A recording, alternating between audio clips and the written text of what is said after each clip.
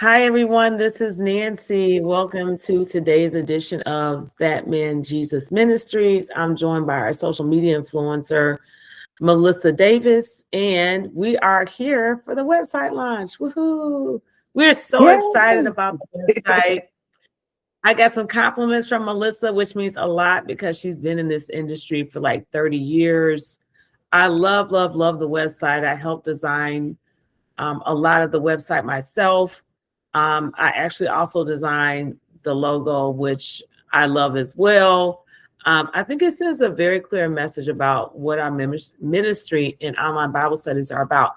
So, without further ado, I'm going to go through a quick gallery walk of the website. You're looking at the slides at the top. Well, first, the logo, which I designed myself. So, I'm very proud of that. And Oh, then the it's three lovely. slides I about love it.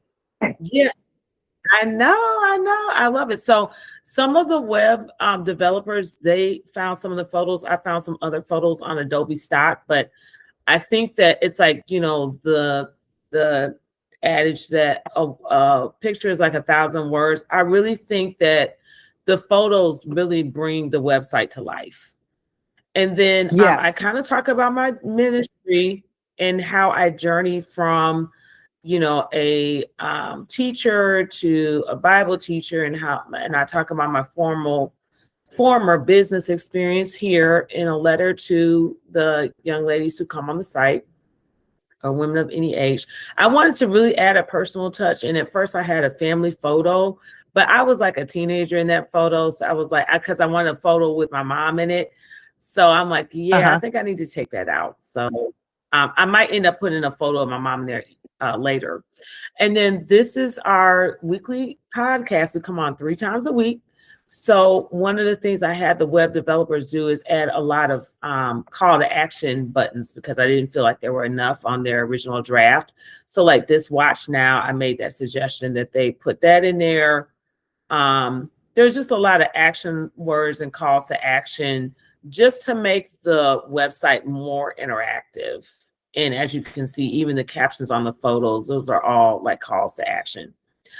And then we have our online Bible study, which I want to expand to me not just being the teacher, but also have 3 facilitators on future online Bible studies starting in January, where we share the Word of God and we grow together. So that's really what these 3 icons represent. Down the road, we will have some in person workshops, but not right at the moment. And then we're just sharing some more information about the Bible study, how we welcome all walks of faith as well as unbelievers, whoever, basically the door is open, whosoever comes, comes. I have a couple of testimonies here. I'm looking to expand that. And then another photo at the bottom, along with some, more call to action buttons. So, Melissa, do you want to make some comments on the homepage? 'Cause I know this is what everyone originally sees. Well, first off, I just want to comment on like I love the logo. When I saw that, I was like, oh, that's nice. I It gets your attention. It gets your attention. It's so creative and yeah, I didn't know how creative you are. It's something that like, oh, I wish I could do something like that. Well, you got I to give love some that. credit to Adobe Stock. So I Yeah. got the 2 images, the grunge heart and the woman off Adobe Stock, and then I added the words to it myself. So I can't take all the credit. I didn't actually do the artwork.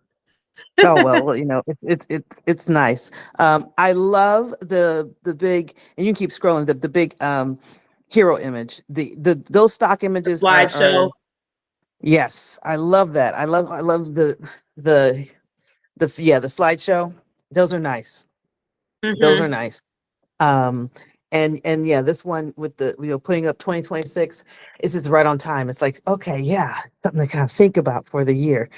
I like that, and then your letter, um, I think the letter is good so people Yes. know, you know, who you are and who you are talking to.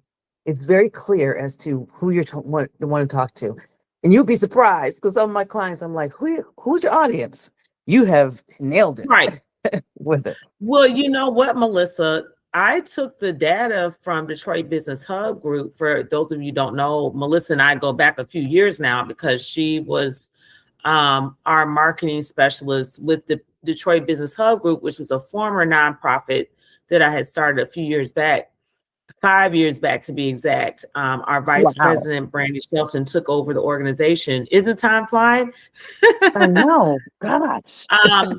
So I took the analytics from the YouTube channel, and believe it or not, I know you've done some marketing work with the stats that we had from the old website, as well as the YouTube channel, but like 94% of the subscribers were women. So originally, the Bible study was open to everyone, but as I was working with another marketer on the logo, and we just had like a lot of conversations, asking questions gives you clarity. I'm like, and then once they sent me the original draft of the website, and it said, oh yeah, online Bible study open to everybody. And I'm like, well, that audience is just way too broad. It's not really designed and crafted for everyone. So then I had to do some soul searching. I still have to go back and do my one-page Oprah Winfrey business plan. But I said, yeah, this really needs to be marketed towards women, because that was just a natural audience that watched me on the YouTube channel. And all I did was take over the old Detroit Business Hub Group channel.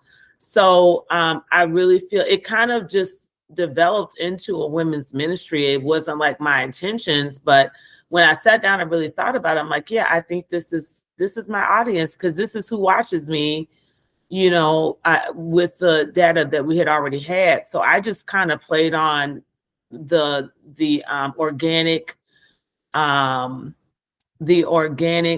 that I already had. Well, but that's what makes sense, Nancy. I mean, I think a lot of people, I know people, especially with such good intentions, you want to serve and give everybody the opportunities to hear this message and to hear, what you're speaking about. But you have to definitely narrow it down so that way you can reach people, because that's what the algorithm's like. When you narrow it down to that particular specific audience, then they can put you in front of that audience, because it's very hard to put you in front of everybody. Right. So and then focusing on women because you are a woman, it just makes the most sense for sure. To highlight that, and I'm proud of you, because look at the data. People you just look at your data. People they look at the data and see who they're attracting, and that's the one that they especially on their social media data, and like your YouTube data, and then just focus on just feeding the interest of the data. Absolutely, because at the end of the day, you want to, this doesn't really come down to the money, but you want to be able to monetize your investment. You want to be able to monetize social media, whatever you're doing, because time is money. So I'm all about kingdom business, but at the end of the day, like, we should be paid for our services. And I'm not saying it has to be some 6 or 7 figure income, but you at least want to get the original return on your investment that you put in. So my goal with adding the website is just another way to monetize the ministry. So I do have an e-store. So I'll just kind of move on to the next page with the gallery walk. But I will come back to the e-store because that was another way that we can, monetize what we're trying to do with the ministry, because we don't really have a brick and mortar that we're meeting at right now. So I had to be creative and find other ways to channel income through the ministry. And we're not a 501c3 yet, even though that's in the works. So I don't have that avenue right now of, people giving offerings. And so this is another way that we can monetize ourselves, without asking people to make donations and things like that. So at the top, this just tells us more in general about who That Man Jesus Ministry is. And then there's a little bio about myself. And then here is Miss Melissa. This is her picture. She didn't want to. That's my full picture. Yes, and I love the blouse too. I like the colors. So like Oh, I thank can you. tell you're a very creative artsy person as well. And then this is Osandra. She has some stuff going on. So she's going to be helping me with content creation. She's also extremely creative as well. So I'm really looking forward to the team right now. What I want to do to expand the team is, I don't know if you know, but I've been doing the majority of actually all the podcasts since I started the online Bible study after my mom passed away by myself. So my goal is to be the facilitator and work with 3 other women, and it be like more of a conversational setting. Because if you watch like evangelical TV recently, it's like men, they can, get in front of a pulpit and preach and minister. And nobody has a problem with that. But I think women are just wired a little bit differently. We're a lot more sociable. And so most of the recent television series episodes, networks that are kind of catering towards women, they're like sitting down. It's kind of almost like a view setting. They're sitting down, they're having conversations, they're drinking coffee. So I'm moving more towards that because I really think like that's how a lot of women view success, is by the relationships they have, not necessarily how much money they make or how many people they draw. It's those really personal and interpersonal relationships. That's really how they view success. So once I figured that out, I'm like, okay, I'm going to have to change this format up a little bit. And I might still do the sit down and teach by myself type of format. I love Marilyn Hickey, and she ministers with her daughter, Sarah, a lot. And they have kind of that format where it's very, it's like a direct teaching style. But even between the 2 of them, they're very conversational too. So you really don't see like a lot of women ministering from the pulpit. They just have, their styles are just a little bit different. There are a few out there. I believe Sarita Jakes, I've seen her a couple of times on television, but those are typically women who have taken over their father's ministries. So I just think I believe if I will be able to attract and reach more women with that type of format. Just like the conversation that we're having, I can almost guarantee you I will have more views from our conversation on YouTube than just me talking by myself. I don't really know why that is. Maybe since you are the marketing expert, you can probably talk about that a little bit more. It's one of it. It's like sharing audiences. So that helps with the views. But single view can be successful too, because it's all about the message and getting the messages out and with people. So I always tell people, since you're starting this way, you can see when you do have it more cafe lounge style, to see what the differences is, and then mix it up. I mean, that's one thing, especially on YouTube. You gotta keep mixing it up to get different people, different viewpoints. And sometimes people do want that intimacy where it's just you and you're talking directly to me, and you're like, oh my gosh, you're talking directly to me. I don't even know the people. Yeah, but they think they know you. Absolutely, especially when you start talking about your personal life and things like that. So I know, like with DBHG, we talked a lot about engagement, and we'll get into this more with our December 27th meeting when we meet in person. But what are your suggestions for in social media? Like, I really like YouTube and I like Facebook. Everybody kind of has their fave 2 or 3. What are your recommendations for growing your subscribers on YouTube? Because I know we've already talked about this already. And some people monetize very well with YouTube. Other people, they channel their YouTube subscribers to their website and attempt to monetize that way. So I just kind of wanted to get your opinion on how do you best grow your website, and I'm taking notes for myself as well, how do you best grow your YouTube subscribers, and what are your suggestions for monetizing via YouTube or another social media platform? Well, the one thing that I do know with YouTube, and like with any of these platforms, we're all at the mercy, the mercy of the Yeah. platforms that could change the algorithm with the drop of a hat. But with YouTube, I tell people if they want to grow, what's their goal? If they want people Mhm. to get more information, broaden awareness, or they want the people, you want people to know who you are, then focusing on monetization can be a little bit of distraction, especially with engagement.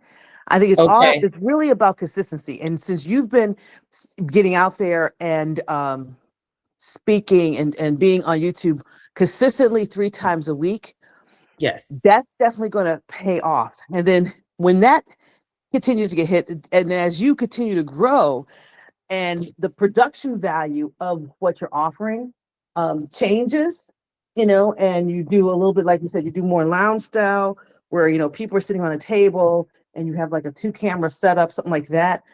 That helps too, as more people see like, okay, there's a little bit of a higher production value. But honestly, with podcasts, half the people are not watching. They're doing Yeah. things at the same time.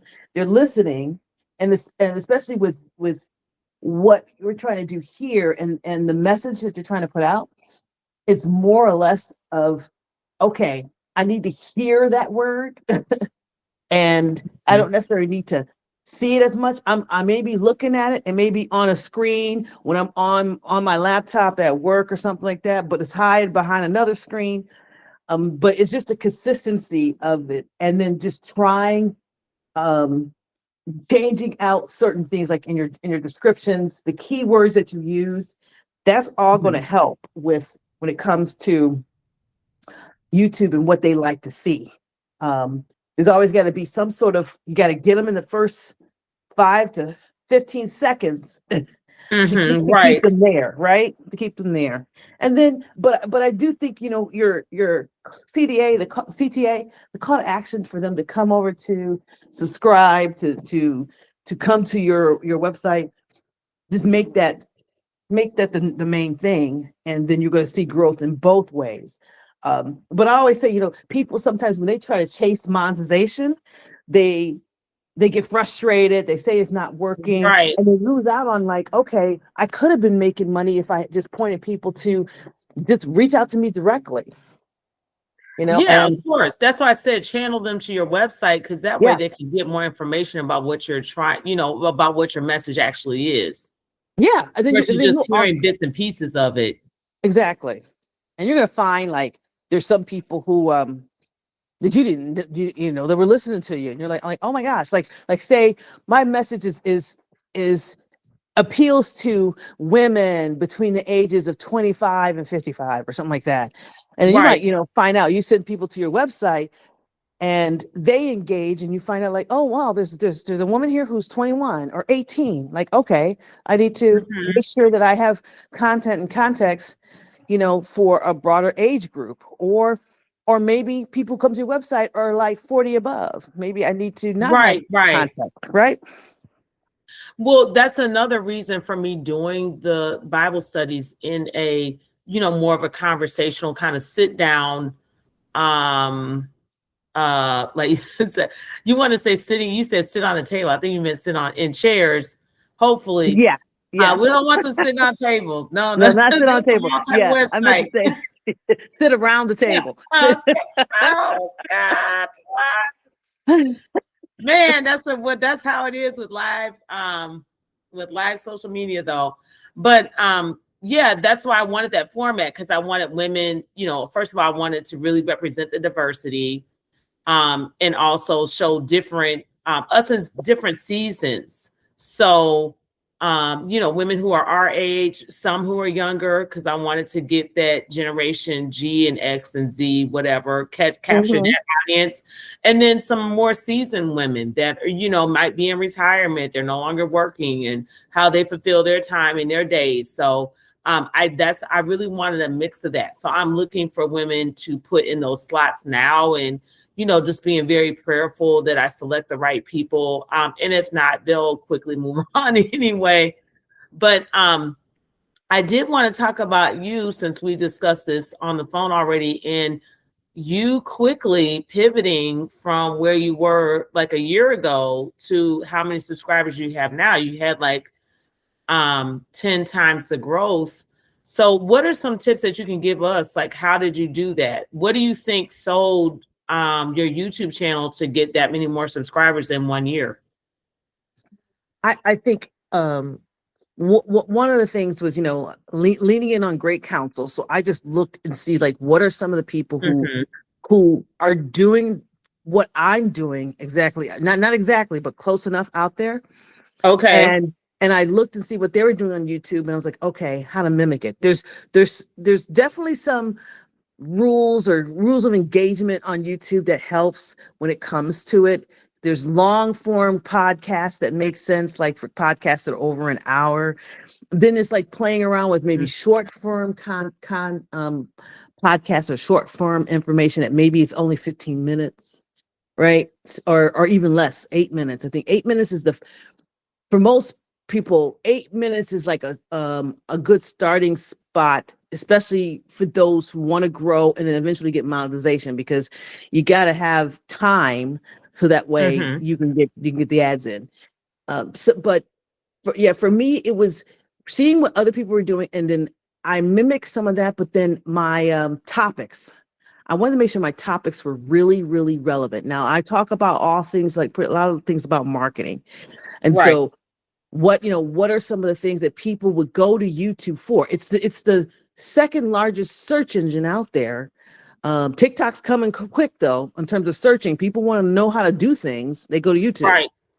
So I put out, how to do this, how to study, how to pray, how to do your marketing. So I had to make sure my content kind of resonated with the audience and not with what I wanted to say.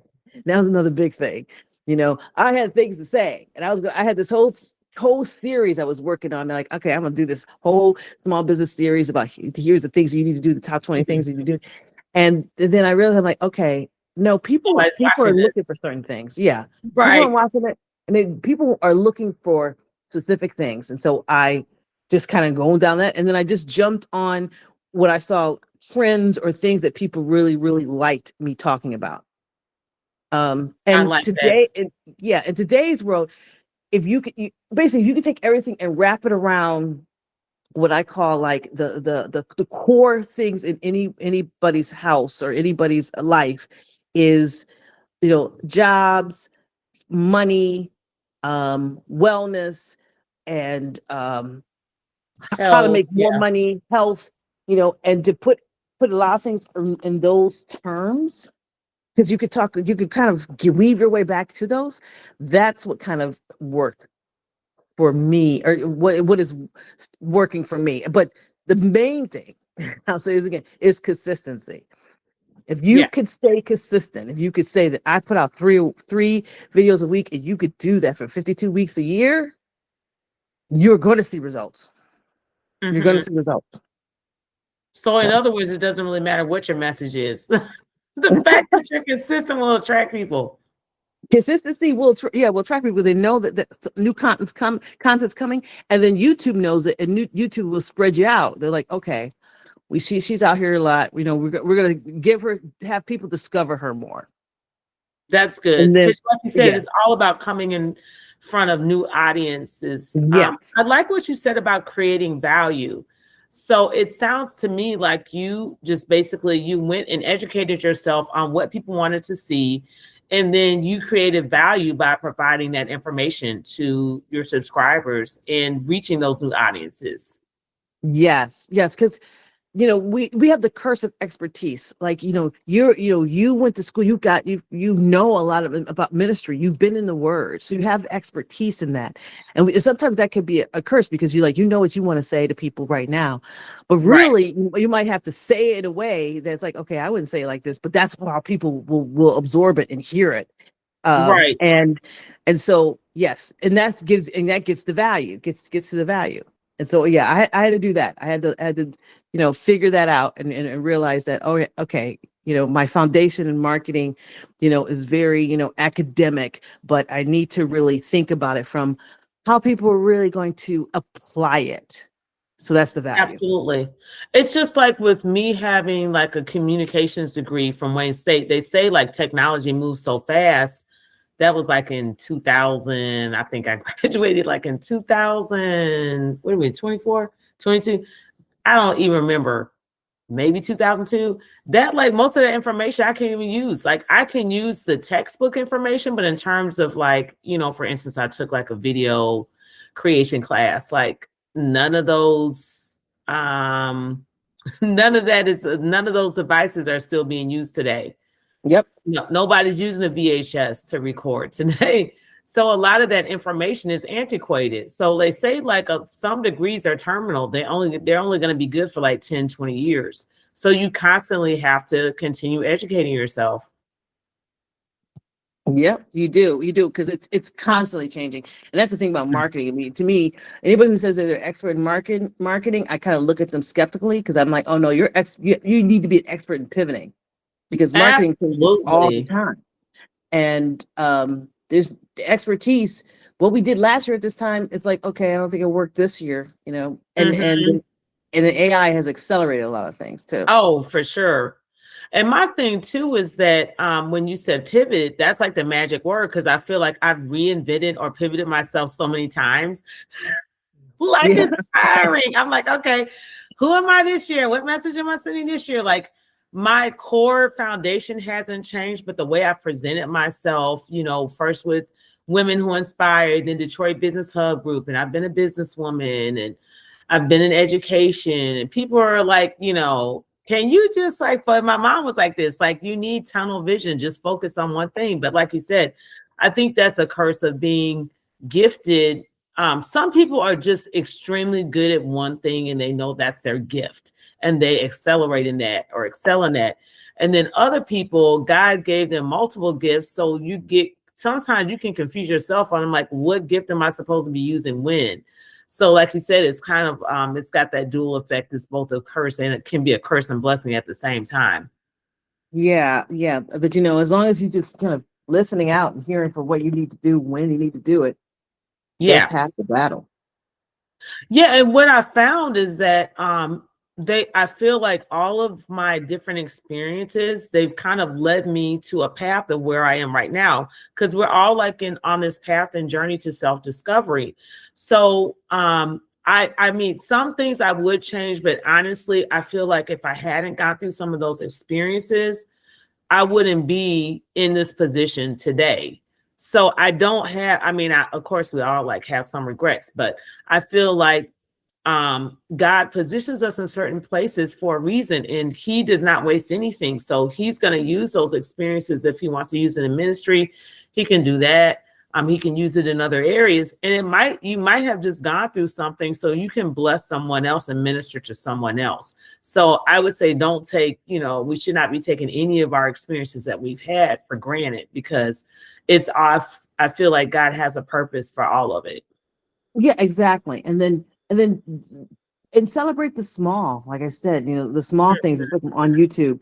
If you have 2, 3, 5 views, there's 5 people who heard your message. And just think about Absolutely. it. That's amazing.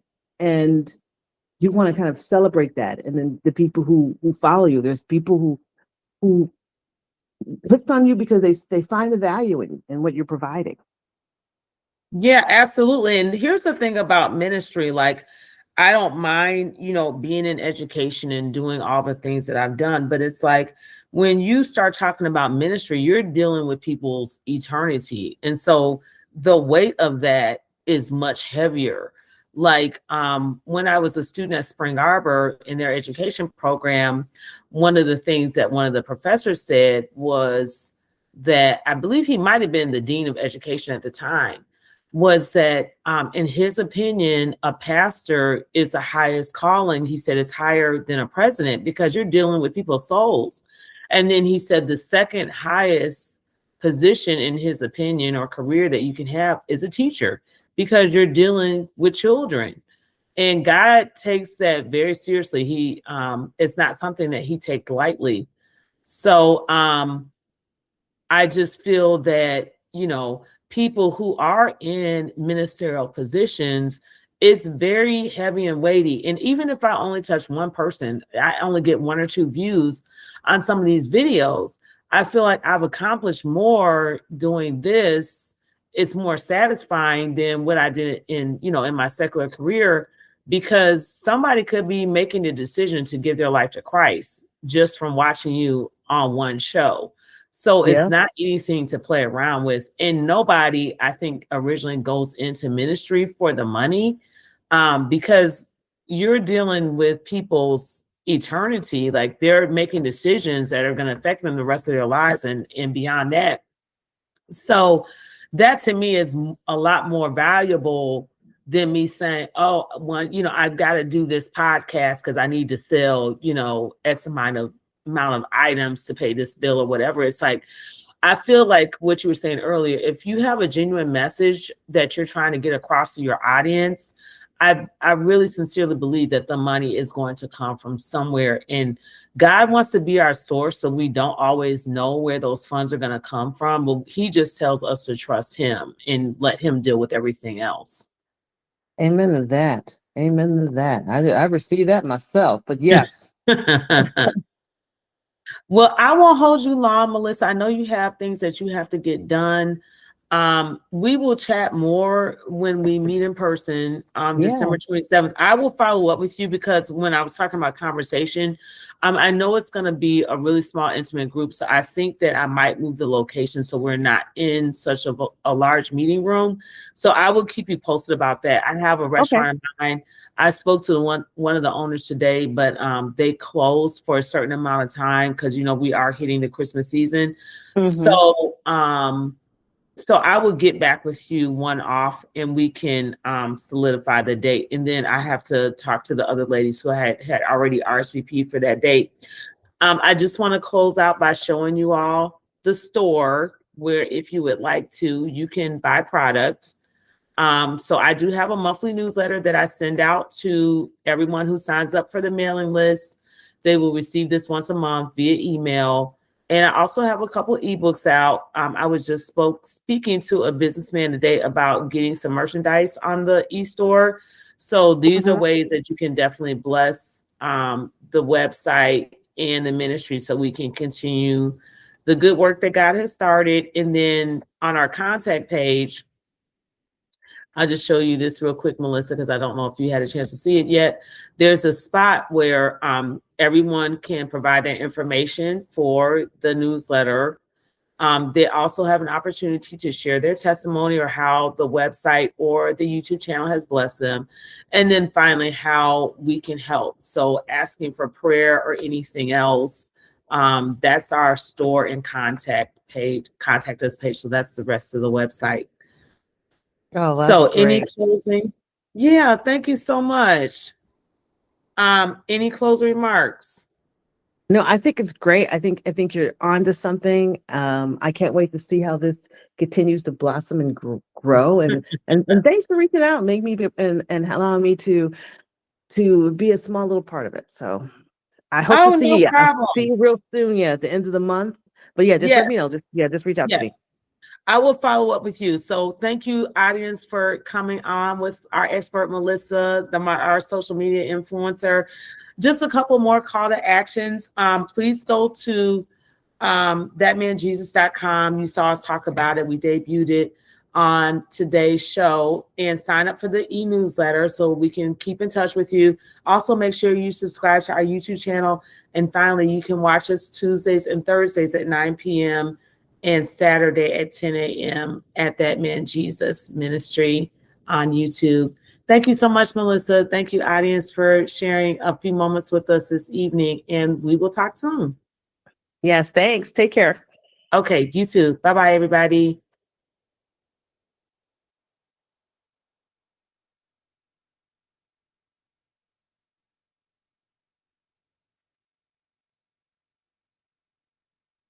Right. So where is the recording?